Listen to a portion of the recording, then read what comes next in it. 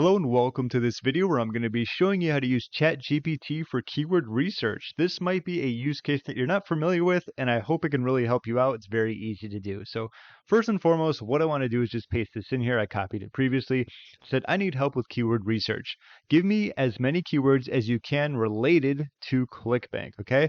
So I said, give me as many, and I tested this out previously, and it just kept going and going. So I'm going to hit enter. I'm going to cut it so we don't have to wait for them to load, and let's see what we get. Okay, it actually didn't take too long, so let's go back up. So as you can see, I'm not going to go through all of them, but like affiliate, products, marketplace, sales, success stories. Let's do, give me even more keywords.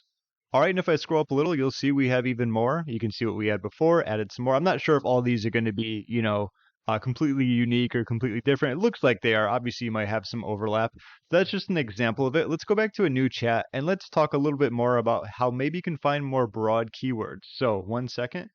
All right, so with this one, I said, give me long tail keywords related to affiliate marketing. Let's test this out and see if they're actually long tail keywords to begin with.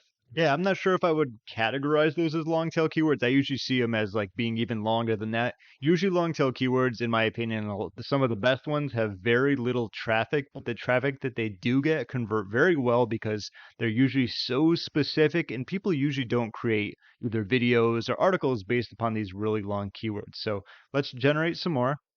All right, and as expected, I refreshed it, and the demand is very high. Usually, when that happens, it pauses and it doesn't work. So what I want to do now is just going to do a different example of something that's a little bit more broad. All right, so give me keyword ideas that are related to internet marketing. Pretty simple. Let's hit enter and see what we get. All right, so we went broad, and broad is exactly what we got, like SEO, PPC, not exactly a great keyword. How about this though? Let's take social media marketing. Give me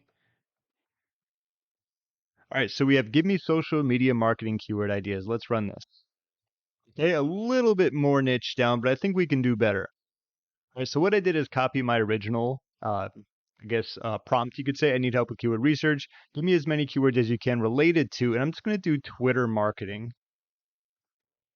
And I'm going to copy this, and I'm just going to open up in a new chat, paste it here, and that'll be my last example.